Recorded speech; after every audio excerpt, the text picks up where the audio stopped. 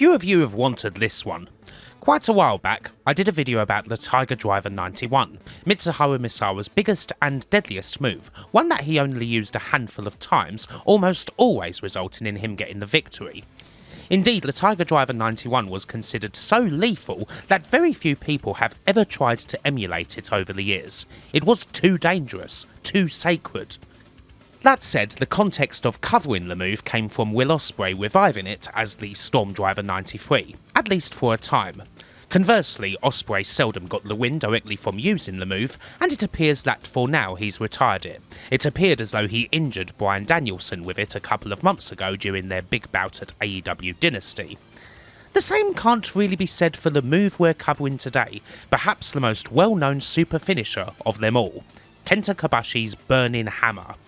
Not only is the move well known due to the times that Kobashi used it, it's also well known due to how many other people have used it. A lot of wrestlers have adopted the Burning Hammer in various forms, it's even been seen a few times in a WWE ring, and it could be argued that the move may well have lost a bit of the impact that it should have over the years, especially when you consider how risky the move is. We'll be looking at that part of the move's history for sure, but this is primarily about Kobashi's usage of the Burning Hammer, where it came from, and the big matches that it featured in. So yes, it is another Kenta Kobashi video, the man who some people have observed is quite possibly the main character of the whole Kim Justice's Wrestling Road channel. And hey, I wouldn't necessarily disagree with that. Let's go. So where does the move come from, and when did Kenta Kobashi start using it? Well, there's certainly a bit of context required when it comes to the debut of the move on October 24th, 1998. Kenta Kobashi was Triple Crown champion at the time, having defeated Toshiaki Kawada for the belt on the 12th of June, and after two successful defences against Jun Akiyama and Akira Taue, he was scheduled to face Mitsuharu Misawa on October 31st in the Nippon Budokan. At this point, Kobashi had never pinned Misawa, either in singles or tag bouts, although they had spent a lot of that time teaming with each other. Misawa already had the Tiger Driver 91 in his arsenal, and he had used the move against Kobashi 3 times already. 2 times it had finished the match, and while Kobashi was able to kick out of the move on January 20th, 1997, that was only down to Misawa not being able to go for the pin straight away, and Misawa ended up winning anyway. With All Japan and the Kingsroad style being absolutely chock full of head drops at this time, and the 4 pillars essentially engaging in an arms race to see who could have the biggest and the nastiest bump, it becomes clear that Kobashi needs his own move that's on the level of the Tiger Driver 91. In the lead up to Kobashi's October 31st, 1998 defence against Misawa, he says that he has found said move, although he does not give it a name, and he says that it will be seen before the title defence. Misawa and Kobashi faced each other in tag and trio contests a couple of times during the October Giant Series tour, so there were a few opportunities for the big move to take place against Misawa himself, not to mention the team of Kobashi and Jun Akiyama trying to win the tag titles off of the Holy Demon Army on October the 11th, although they failed to do so. However, the move made its debut on October 24th at the Korakuen Hall in a tag match, Kenta Kobashi and Jinsei Shinzaki taking on Mitsuharu Misawa and Takao Omori. We only get a few minutes of the action from the match, but after Kobashi has a couple of near falls with a powerbomb and a lariat, he gets Misawa up for what seems to be a backdrop, but he positions him on the top rope. Omori tries to intervene, but Shinzaki is quick to stop it, and Kobashi lays Misawa back first across his shoulders. The commentator thinks he's going for an Argentine backbreaker of some kind. He is, of course, won.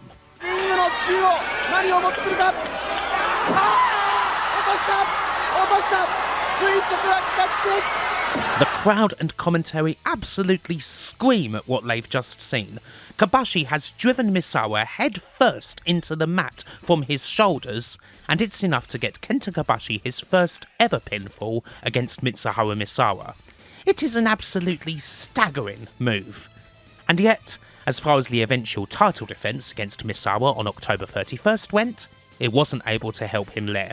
He didn't get the chance to execute the Burning Hammer, Misawa hit the Tiger Driver 91 first, and while he was able to produce a stunning kick-out, Kobashi would still go on to lose the Triple Crown after a quite simply phenomenal 40+ minute match. Now, at first, this move actually wasn't called the Burning Hammer, it was simply known as the Kobashi Special. It took quite a while for the move to get its famous name, and it actually happened thanks to a video game which called the move the Burning Hammer. It's not confirmed exactly what game it was, although as far as I can see, the first wrestling game to feature the Burning Hammer was Giant Gram 2 on the arcade and Dreamcast, and I am almost certain, based on this being released in May of 1999, that this was the game in question. As far as the actual move itself goes, well, the impact and danger kinda go without saying. It's often thought of as something akin to a inverted or reverse Death Valley driver. Indeed, that's what the move was called when it first started appearing in SmackDown games, but it's clearly a great deal more dangerous. With a move like the DVD, the idea is that the person taking the move rolls with the impact on their shoulders and neck. Therefore it looks like a nasty move, but it's safe, at least relatively. You can't exactly do that with the Burning Hammer, can you? Going straight down from that height? Jesus. Some have actually wondered if there may have been an element of botching in that Burning Hammer to Misawa. Judging by a couple of the other hammers, it is possible that he didn't quite rotate enough. Or did he choose to go for that sort of impact? There seems to be a last second turn to take some of the impact on the shoulder, but clearly most of it is straight to the head and neck. It is really quite scary. Kenta Kobashi would perform the Burning Hammer 6 more times over the course of his career, and unlike the Tiger Driver 91, the move has a 100% success rate when used by Kobashi. Nobody ever kicked out of it. Thunder Files, here on YouTube, has a useful compilation of all 7 uses, complete with dates.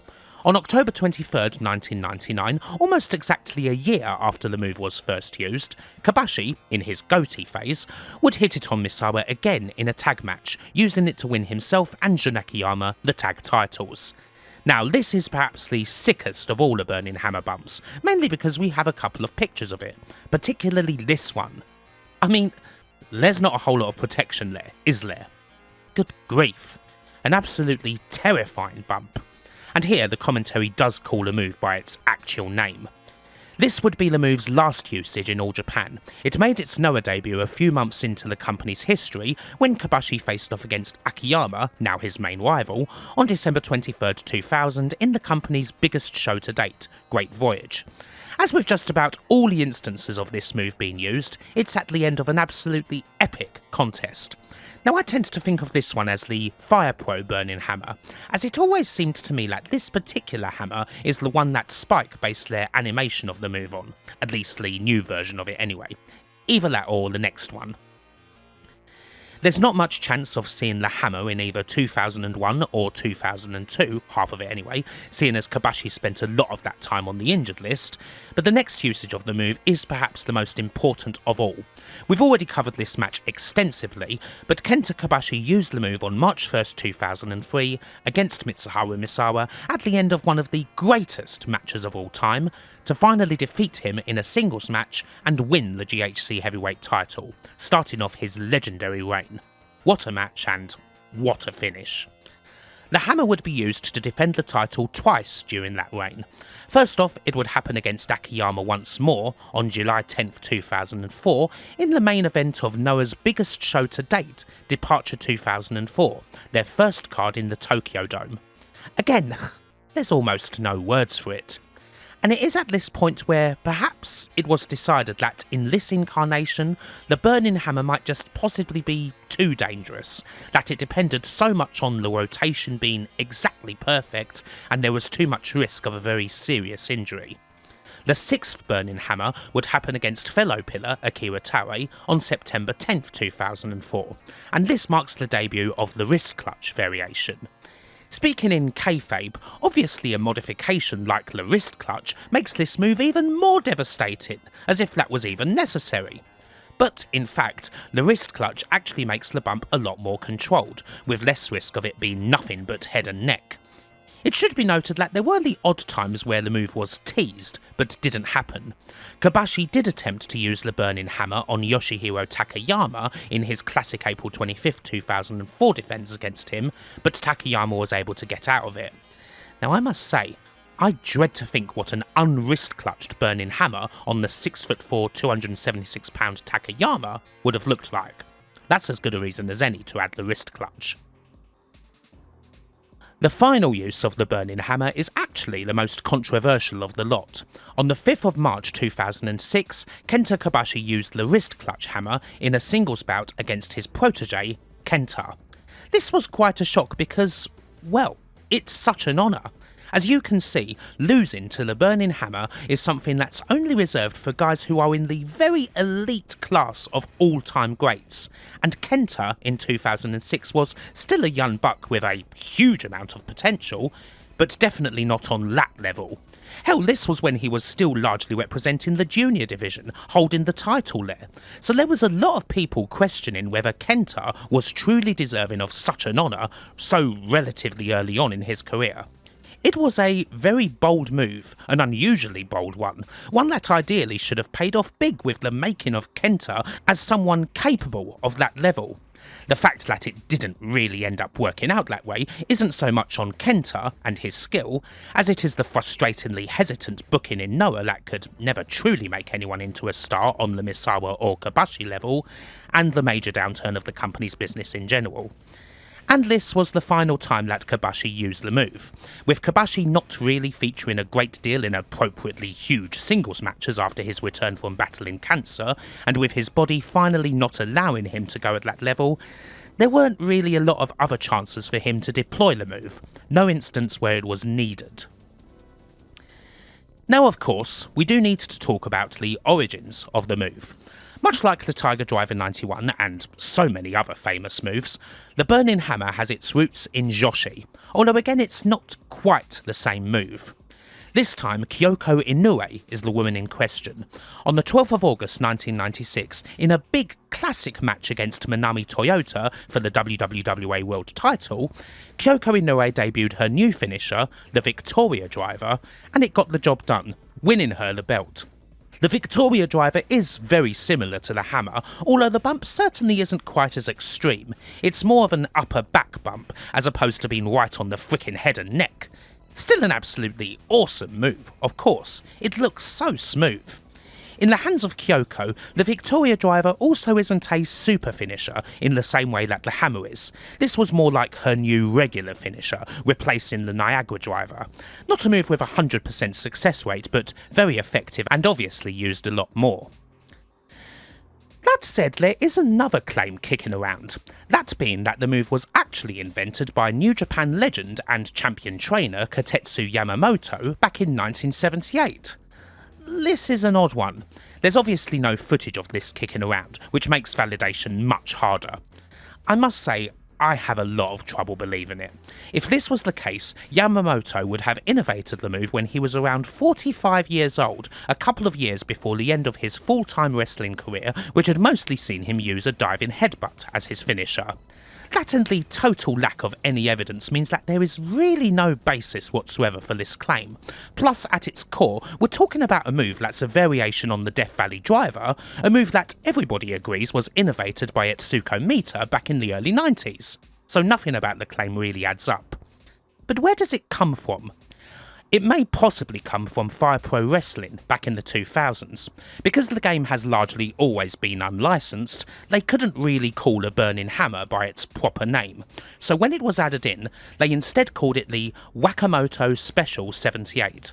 Wakamoto being the surname for Itetu Wakamoto, the game's version of Katetsu Yamamoto, who also often features in Fire Pro games as the coach for new players in the training mode.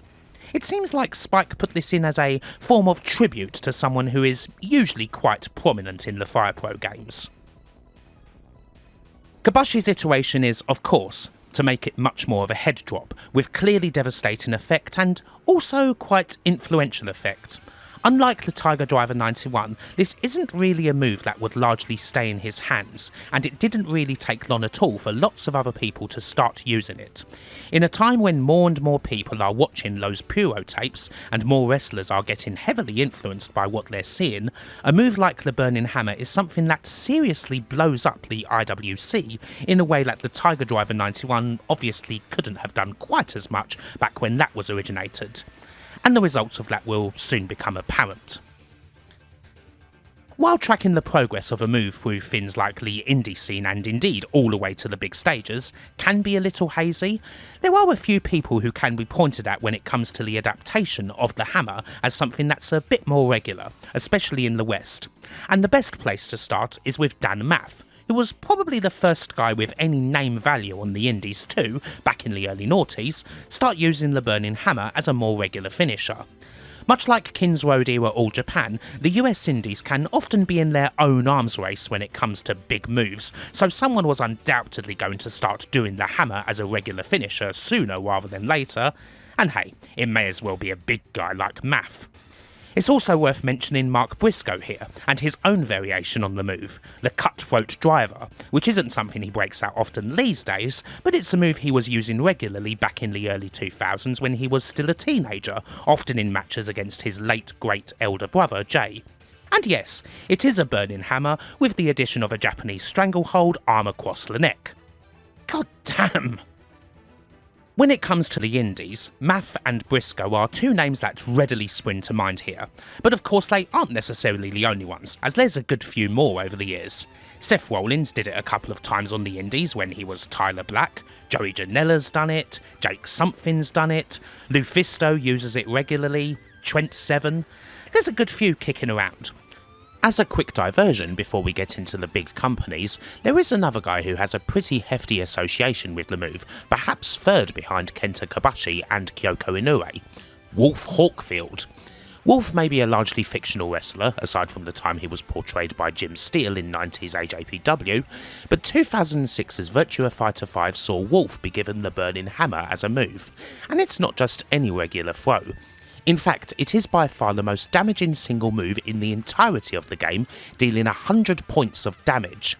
I think this is worth mentioning thanks to both the history between Wolf and All Japan, and Sega giving the move a very appropriate amount of respect. If Wolf hits the hammer at damn near any point that isn't the very start of the round, there's a pretty solid chance that the throw will be lethal. So in the end, we get to the Fed. And in a company where you would have thought that a move like the Burning Hammer would be thoroughly banned for most of the past 25 years, there's more examples of it kicking around than you might think, although they certainly bring up plenty of discussion when they do happen. We do, of course, have the only person to use the Burning Hammer regularly in the WWE, that being Tyler Rex, back in the early 2010s. According to Gabby Tuft in recent interviews, using the hammer, or a variation of it, was actually Trent Beretta's idea, and the end result is actually a really awesome move.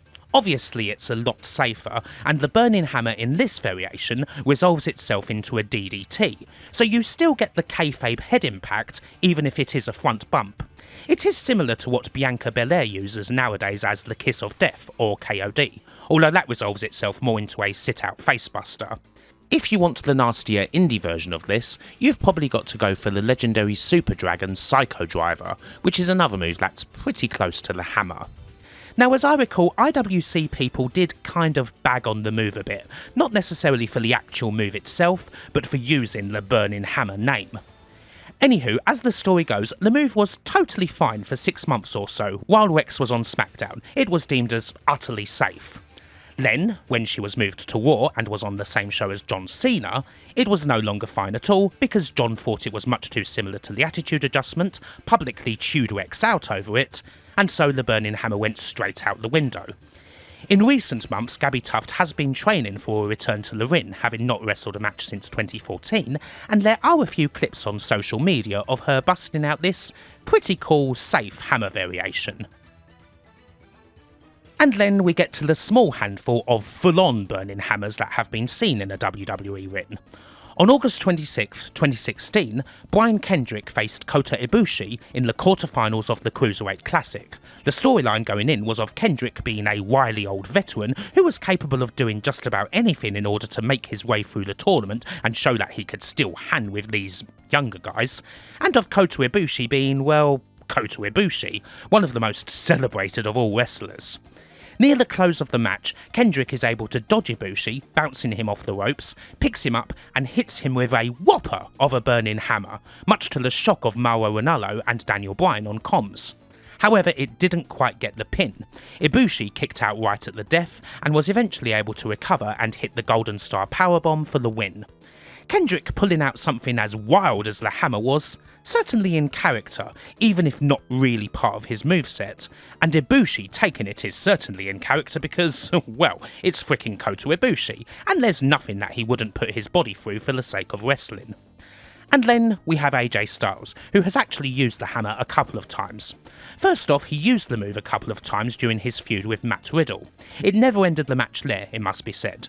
Again, it was always a case of either Riddle kicking out or Styles transitioning from that straight into something like the Styles Clash. And then, at Backlash on the 4th of May 2024, in France, AJ Styles used the hammer against Cody Rhodes in their match for Cody's WWE Championship. And Cody kicked out at 1, using the hammer for a big old fighting spirit Hulk up, and eventually going on to win the bout and defend his title. What to make of all of that then? Something that's consistent over most of the times that the Burning Hammer has been used outside of Kenta Kobashi is that it's always something that generates a lot of discussion. There's always a bit of controversy there. Undoubtedly, there's people who have given Dan Maff and other indie guys stick for using the hammer more regularly, especially if you then add in other factors like, for example, doing a Burning Hammer onto some chairs, or some doors, or whatever this thing here is. Naturally, the WWE uses of the move have always generated a lot of discussion. A lot of people think that Brian Kendrick should have beaten Kota Ibushi off of the move, or that Cody at the very least should not have kicked out of the Burning Hammer at 1. That last one in particular especially becomes a big flashpoint when you look at how tribal and flame war happy the fans of WWE and AEW get on social media, with the WWE side often talking about how AEW matches are full of people throwing out these really risky moves for little actual reason. That and there's an argument to be made that all of this has somewhat weakened the Burning Hammer, that nowadays it's just not as special a move as it once was. Now, this is undoubtedly true, although that would always be the case, really, considering that the main man associated with the move is now happily retired. There's always a part of wrestling lore that states that no matter how devastating a move is, it's only truly a guaranteed finisher in the hands of the person who has perfected it, who is synonymous with it. Therefore, the only true Burning Hammer belongs to Kenta Kobashi, just as previously the only true Tiger Driver 91 belonged to Mitsuharu Misawa. There's a big difference, and that's just all a part of the art of wrestling. Indeed, according to an account from the Twitter user Ben Bigelow in 2016, who asked a question to the man himself in 2005 about other people using the move, Kenta Kobashi had a simple, if curt, response: "If I'm not doing it, it's not a Burning Hammer." Of course, through all of this there's the biggest argument of the lot. There are many people who, especially with Kobashi long retired and all of that, would be happy if they never saw the Burning Hammer ever again, and that it's too damn dangerous a move for it to be worth it. One where the margins between a spectacular move and a broken frickin' neck are just too damn small, even with the best of competitors, let alone everybody else. On the other hand, you could argue that in wrestling, and people do, that there is an inherent risk involved in even the simplest of moves, all of which require a collaborative effort on behalf of the user and the recipient in order to be performed effectively and safely. That a body slam or a hip toss could injure somebody severely when executed incorrectly, and that there too the margins are a lot smaller than most people may think. Now this is a big argument, of course, one that's as old as time, but of course, it's never going to stop people from trying to reach those heights, from doing what they can to make the audience love what they're watching, no matter how big that audience is. I'm sure there'll be a lot of points made down in the comments, but it's just another part of summing up this particular move. And hopefully you've enjoyed this look at the Burning Hammer and got something out of it. Until the next time, bye for now.